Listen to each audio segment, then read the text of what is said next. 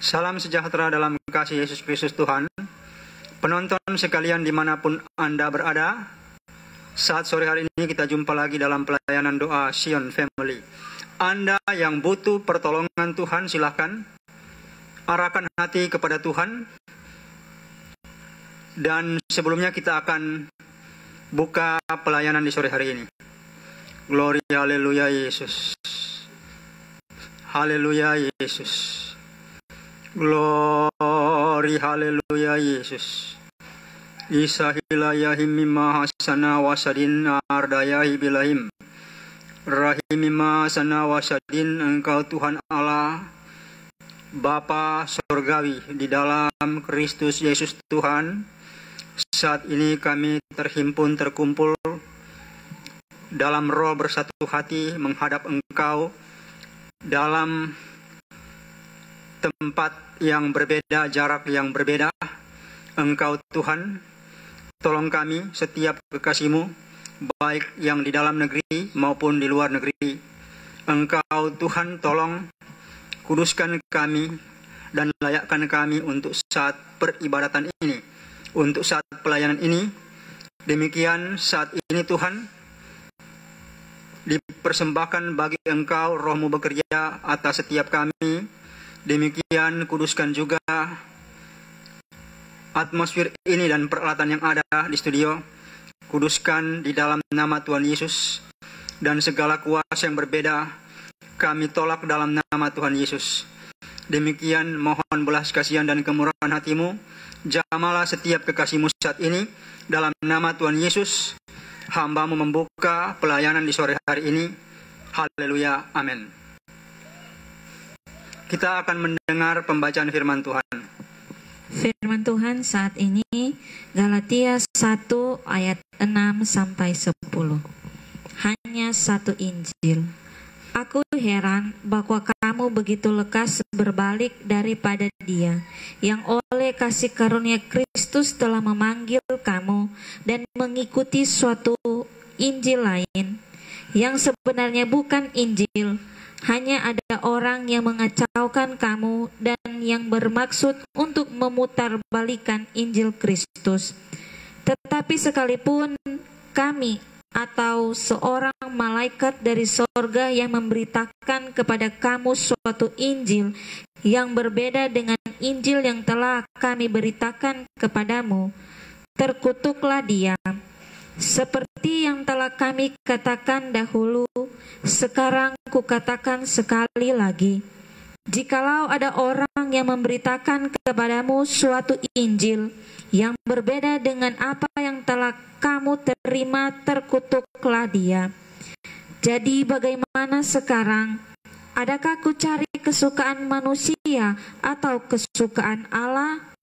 Adakah ku coba berkenan kepada manusia? Sekiranya aku masih mau mencoba berkenan kepada manusia, maka aku bukanlah hamba Kristus.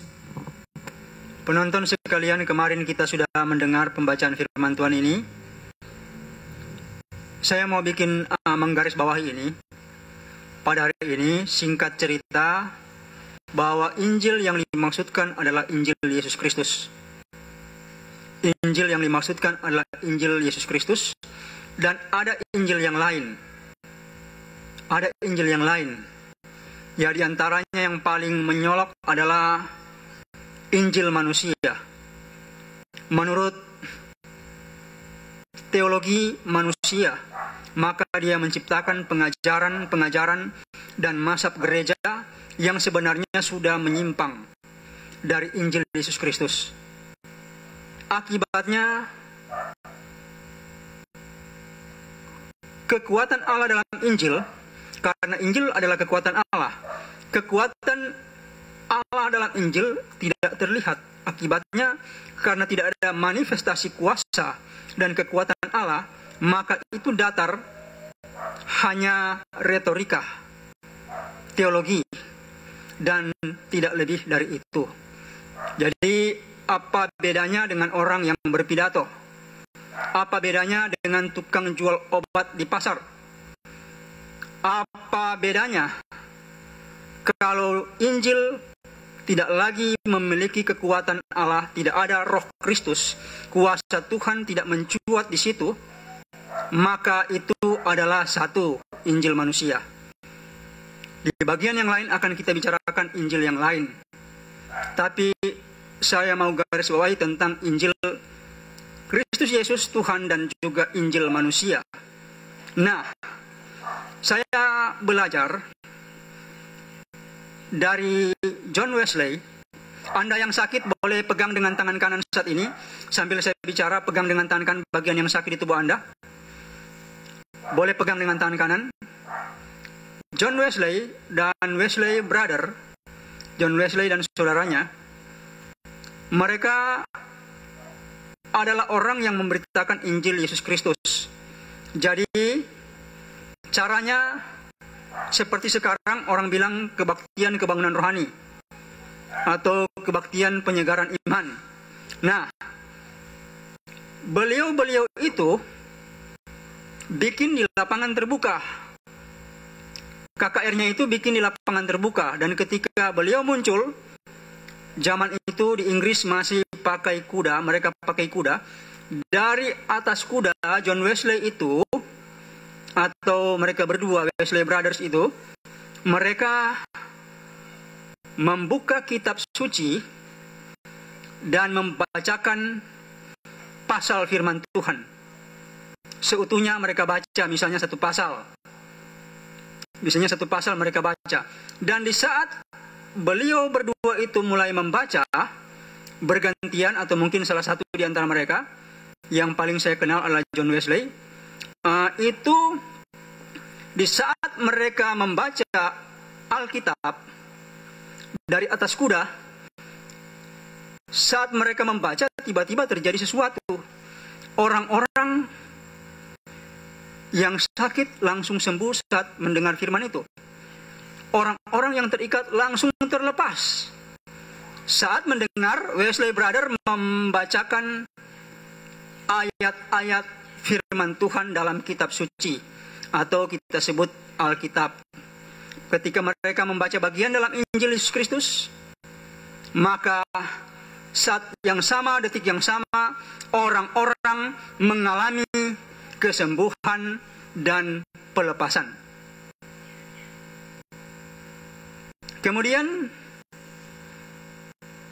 Reinhard Bonnke menginjil dengan cara yang unik. Biasanya beliau itu, Reinhard Bonnke juga sudah cukup lama. Jadi tahun ini sepertinya beliau baru meninggal. Ketika Reinhard Bonnke mulai berkhotbah, dia biasanya sewa stadion. Di Afrika sana dia sewa stadion misalnya selama 30 atau 40 hari. Di hari pertama misalnya datang 20 orang di lapangan KKR itu, sambil Reinhard Bonnke, Pastor Bonnke berkhotbah, tiba-tiba juga orang-orang mengalami kesembuhan. Kemudian besoknya dari 20 orang ini menjadi 2.000 atau 3.000 orang. Lusanya dari 2.000, 3.000 menjadi puluhan ribu orang. Seterusnya menjadi ratusan ribu orang. Kenapa? Karena Injil yang diberitakan adalah kekuatan Allah, bukan pikiran Pastor Bonnke. Itu adalah kuasa Kristus yang bermanifestasi, menyembuhkan dan melepaskan. Ada pada satu bagian ketika Bonnke berdoa, mereka bawa mayat seorang hamba Tuhan yang telah mati, meninggal dunia karena celaka, tubuhnya hancur. Maka di ruang bawah tanah mereka bawa dia, taruh di wilayah KKR itu, di ruang bawah tanah. Di situ juga ada orang-orang, sejumlah orang yang berdoa untuk menopang KKR ini. Dan sementara Reinhard Bonnke, Pastor Bonnke berkhotbah, maka orang yang mati itu suaranya kan sampai di bawah, sampai di ruang bawah tanah. Orang yang mati tiba-tiba tubuhnya mulai tersambung lagi dan bangkit. Karena Injil yang diberitakan adalah Injil Yesus Kristus, dan itu adalah manifestasi kuasa Kristus, manifestasi dari kekuatan Allah. Nah, kalau Injil sudah tidak punya kekuatan, hanya sekedar kata-kata, ini masalahnya. Berarti dia hanyalah Injil manusia menurut teologi. Menurut teologi. Nah, ini masalahnya. Kemudian di Amerika Latin ada 3 hamba Tuhan yang terkenal. Terakhir itu saya dengar yang satu meninggal, sudah 2 meninggal. Luis Palau yang terakhir meninggal ini yang saya dengar. Hamba Tuhan Luis Palau, Pastor Luis Palau, Pastor Omar Cabrera, dan Pastor Juan Carlos Ortiz. Anda tahu yang terjadi kebangkitan rohani di Amerika Latin waktu itu? Mereka itu adalah seorang pejuang, masing-masing seorang pejuang rohani. Jadi untuk mengadakan KKR itu masing-masing telah berpuasa 40 hari lamanya. Dan yang terjadi, mereka juga belum datang dengan helikopter masuk di lapangan, masuk di tribun, di panggung. Maka orang-orang, beliau-beliau itu belum ada, sudah pada sembuh. Sampai beliau-beliau itu berkhotbah, orang-orang banyak sekali yang sembuh dan terlepas. Itulah kebangkitan rohani di Amerika Latin. Perkataan Allah, firman atau Injil Yesus Kristus itu mengandung kuasa. Mengandung kuasa. Anda yang sakit, yang saya bilang tadi itu, pegang dengan tangan kanan sambil saya berbicara. Anda boleh sekali-sekali periksa. Kalau sudah tidak sakit, sudah tidak bermasalah, Anda boleh mengangkat tangan dari situ. Boleh pegang bagian lain juga yang sakit dan bermasalah. Nah, ini masalahnya. Mereka semuanya berkhotbah.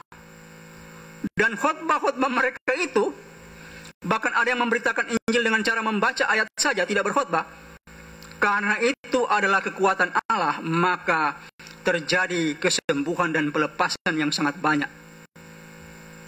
Kalau kita lihat Juan Carlos Ortiz, Omar Cabrera, Luis Palau itu di Amerika Latin, ya 2 daripadanya saya tahu, Omar Cabrera dan Luis Palau yang terakhir sudah meninggal. Kalau tidak salah tahun kemarin. Nah, ini sebenarnya setiap kita punya hak untuk menilai. Dengar baik-baik. Setiap kita punya hak untuk menilai sesuatu yang salah dan tidak benar. Tetapi kita itu secara khusus tidak punya hak untuk menghakimi. Karena Allah adalah hakim. Yang punya hak untuk menghakimi adalah Allah. Dan orang-orang yang diangkat dalam jawatan hakim seperti dalam perjanjian lama. Tentunya ini juga masih berlangsung di zaman perjanjian baru. Ada hakim pasti yang diangkat Allah. Di negeri kita, saya tidak tahu itu siapa yang punya jawatan hakim. Dan kalau Allah suruh eksekusi, mereka mengeksekusi itu. Dan tiba-tiba terjadi bencana alam yang hebat. Nah, tiba-tiba terjadi sesuatu yang hebat. Tiba-tiba terjadi tsunami. Tiba-tiba banyak orang mati. Nah, penonton sekalian, Anda sekalian, sebagaimana saya, punya hak menilai sesuatu, apakah sesuai Injil Yesus Kristus dalam Alkitab atau tidak, apakah sesuatu itu benar atau tidak. Kita berhak menilai, tapi tidak berhak untuk menghakimi. Tidak ada hak untuk menghakimi, karena hakim itu, hakim adil itu adalah Allah sendiri. Nah, ini masalahnya. Apakah Anda masih terkungkung di bawah sebuah pengajaran yang error, yang salah, sehingga Anda melihat bahwa di sekitar Anda itu, di kelompok Anda itu tidak ada lagi ada kekuatan Allah di situ, tidak ada manifestasi kuasa Tuhan, dan tidak lagi kesembuhan seperti tokoh-tokoh yang saya sebut tadi. Bahkan sekecil-kecilnya saya di negeri ini dan sekitarnya, sekecil-kecilnya seorang hamba Tuhan pasti dipercayakan sesuatu oleh Tuhan Allah. Nah, kepercayaan itulah yang membuat orang bisa melakukan tanda-tanda yang heran. Seperti Markus pasal 16 itu. Kalau Anda buka 16, 17, itu 18, Anda baca, itu salah satu ciri orang percaya memiliki tanda-tanda yang heran. Dia dapat melakukan tanda-tanda yang heran. Dia menumpangkan tangan atas orang sakit dan sembuh. Dia melepaskan orang yang terikat. Dia juga berbahasa roh. Dia sekalipun menginjak ular dan kalajengking tidak berbahaya. Sekalipun minum racun tidak akan mati. Kalau kita lihat Paulus di sebuah episode perjalanan hidupnya itu, sempat dipagut ular yang sangat berbisa. Tetapi dengan dia dipagut ular dan dia tidak apa-apa, mengakibatkan orang semua yang melihat percaya. Percaya bahwa apa yang dikatakan Paulus adalah benar. Padahal hanya dengan dia dipagut oleh ular, mereka berpikir akan mati beberapa menit kemudian. Tetapi dia tidak apa-apa. Nah, inilah tanda-tanda orang percaya. Tapi jangan Anda bilang Anda percaya, ada orang bilang dia percaya, kemudian Anda pergi di kebun binatang, cari ular kobra, kemudian Anda pegang. Jangan, bukan itu. Bukan itu maksudnya. Sebuah situasi yang kita tidak cari. Tiba-tiba ada racun, ada ular berbisa. Kan situasi itu tidak dicari oleh Paulus. Tetapi situasi itu tercipta ketika ia pergi ke sebuah pulau yang di situ banyak sekali ular berbisa. Di mana kalau dipagut itu orang tidak lama kemudian mati. Penonton sekalian, Injil adalah kekuatan Allah. Itulah Injil Yesus Kristus seperti tertera dalam Alkitab. Dan jika dia kehilangan kekuatan, tidak ada kuasa, berarti kita langsung pikir, oh ini berarti Injil manusia. Menurut teologi, menurut seorang teolog, bukan menurut Kristus. Nah, ini masalahnya. Jadi silakan Anda menilai dan lihat posisi Anda. Dan jangan sama sekali menghakimi. Karena hakim adalah Allah sendiri. Dan saya tahu juga bahwa dia mengangkat hakim-hakim. Manusia yang berposisi memiliki jawatan sebagai hakim. Sebagaimana dia mengangkat gembala, sebagaimana dia mengangkat rasul, nabi. Ada 5 jawatan kan? Nah, biasanya yang saya mau bilang, satu jawatan ini biasanya yang tidak ada dalam gereja. Hakim biasanya tidak dalam gereja. Dengar baik-baik. Jawatan hakim itu yang melekat pada seorang itu biasanya tidak dalam gereja. Sebab kalau dia dalam gereja, dia lihat banyak hal itu, dia lihat banyak hal yang salah, dia bisa mengeksekusi. Akibatnya apa? Jadilah seperti kasus Rasul Petrus dengan Ananias dan Safira. Kenapa? Karena kepada Rasul Petrus ada roh hakim. Rasul Petrus sebenarnya juga ada seorang hakim. Tapi saya melihat banyak sekali jawatan ini tidak dalam gereja. Misalnya Simpson itu kan hakim. Di dalam gereja, bahkan dia itu seperti seorang begal. Demikian juga Yefta, kepala perampok, penyamun. Kan tidak dalam gereja. Dan lain-lain Anda lihat semua itu ke bawah. Buka kitab hakim-hakim, maka Anda akan tahu lebih banyak di antara mereka tidak dalam gereja. Ada seorang Nabi Samuel itu dalam gereja, dalam sinagog, dalam bait Allah. Tapi banyak sekali orang yang memiliki jawatannya tidak ada di dalam sinagog, tidak ada di dalam bait Allah. Nah, penonton sekalian, Injil sebagai kekuatan Allah melakukan, bermanifestasi, mengerjakan mujizat dan keajaiban sesuai dengan kehendak Tuhan. Saya juga tidak bisa mengada-ada. Misalnya, orang yang tidak ditetapkan sembuh oleh Tuhan dengan jalan mujizat, saya kan tidak bisa paksa dia sembuh dengan jalan mujizat. Mungkin imannya dokter dan dia sembuh dengan jalan medis. Ya silakan. Saya tidak bisa mengatur itu. Nah, saya berbicara untuk Anda yang pegang dengan tangan kanan pesakit Anda. Di dalam nama Tuhan Yesus, sembuh dan terlepas, bebas di dalam nama Tuhan Yesus. Saya kira firman Tuhan ini demikian. Sebuah perbedaan antara Injil Yesus Kristus dan Injil manusia sudah sangat jelas. Tuhan memberkati Anda. Amin. Amin. Ya, puji Tuhan, kita telah mendengarkan kebenaran firman Tuhan yang telah dibawakan oleh hambanya Lefran Takuwensang. Dan saat ini kami telah membuka via WhatsApp untuk Bapak, Ibu, Saudara-saudari bergabung dengan kami. Apapun pergumulan, apapun sakit penyakit yang Anda alami, atau Anda yang saat ini terikat kuasa kegelapan, Anda boleh bergabung dengan kami dan akan didoakan langsung oleh hamba Tuhan. Dan untuk nomor WhatsApp sudah ada di siaran langsung saat ini, atau Anda bisa juga lihat di sekali lagi untuk siaran langsung saat ini sudah ada nomor telepon di 0812 8855 9499. Jadi itu adalah nomor WhatsApp dari hamba Tuhan. Jadi jika Bapak, Ibu, saudara-saudari yang rindu didoakan, Anda yang membutuhkan pertolongan Tuhan, silakan Anda bergabung dengan kami saat ini.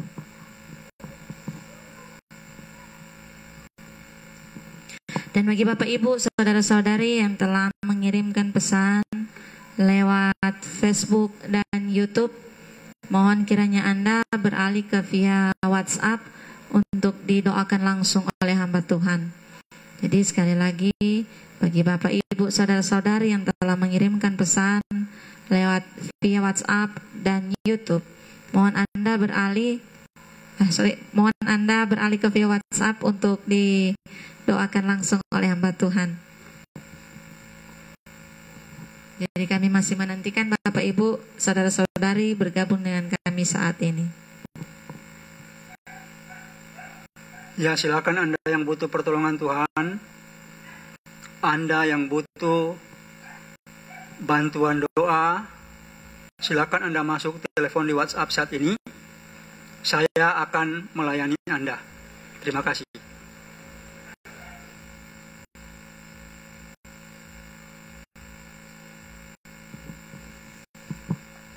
Jadi kami masih menantikan Bapak, Ibu, saudara-saudari bergabung dengan kami di via WhatsApp di 0812 8855 9499.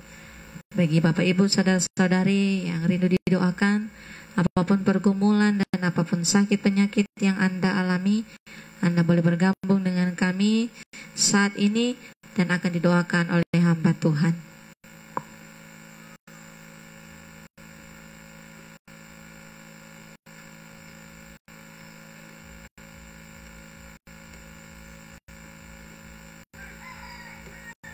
Ya, silakan mungkin Anda yang dari wilayah Jawa, Pulau Jawa, yang dari wilayah Nusa Tenggara, Timur dan juga Barat, Bali, Ambon, Maluku dan Papua. Silakan Anda yang butuh pertolongan, Anda juga yang dari wilayah Sumatera, Kalimantan, dari seluruh wilayah Sulawesi, dari pulau-pulau besar dan juga pulau-pulau kecil, termasuk Anda yang dari luar negeri, dari Malaysia, Singapura, Timur Leste dan seterusnya. Silakan Anda yang butuh pertolongan masuk, akan saya doakan Anda saat ini juga.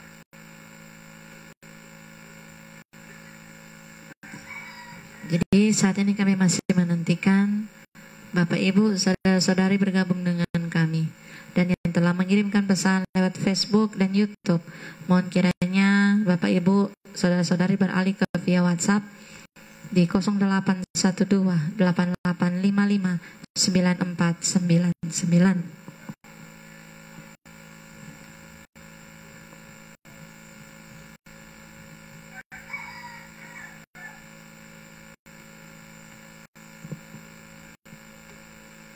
Jadi kami masih menantikan Bapak, Ibu, saudara-saudari bergabung dengan kami.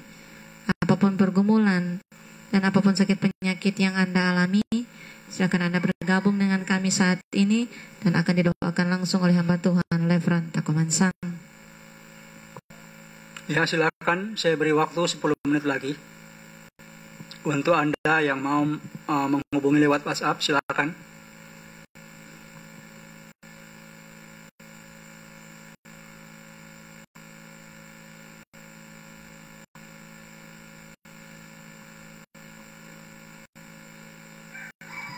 Jadi masih ada lagi waktu untuk Bapak, Ibu, saudara-saudari bergabung dengan kami di via WhatsApp. Nomornya sudah ada di siaran langsung saat ini. Apapun pergumulan yang Anda alami atau Anda yang saat ini terikat dengan kuasa kegelapan, silakan bergabung dengan kami di via WhatsApp dan akan didoakan langsung oleh hamba Tuhan Levran Takumansang.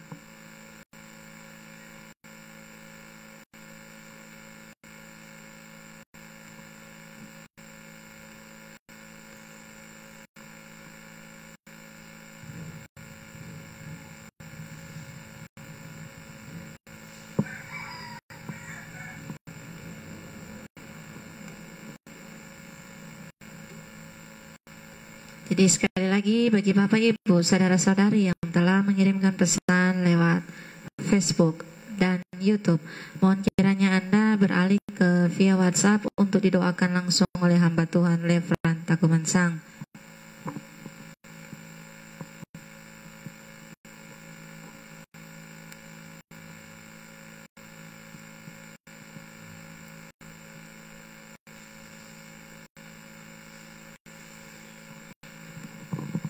Jadi masih ada lagi waktu untuk Bapak Ibu, saudara-saudari bergabung dengan kami, karena tidak lama lagi program pelayanan doa bersama hamba Tuhan Levran Takumansang akan kami tutup.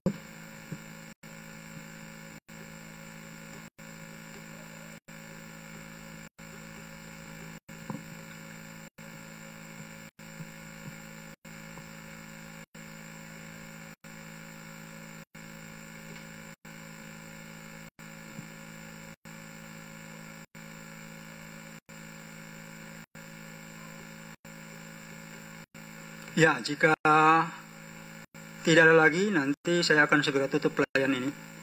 Masih ada lagi?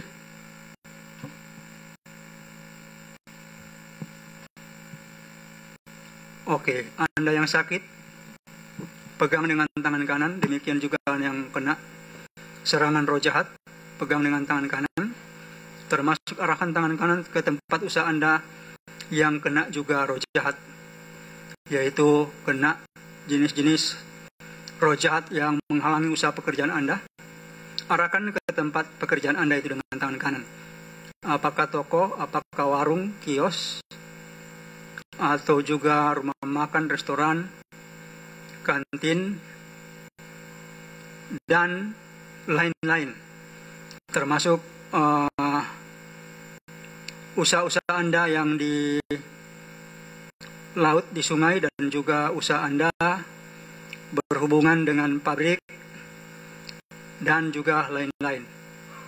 Silakan. Ada yang pegang dengan tangan kanan yang sakit dan terikat, yang bermasalah karena roh jahat, dan juga yang bermasalah usahanya, arahkan tangan kanan ke tempat usaha saat ini. Arahkan hati kepada Tuhan. Kita minta pertolongan Tuhan. Kita satu dalam doa.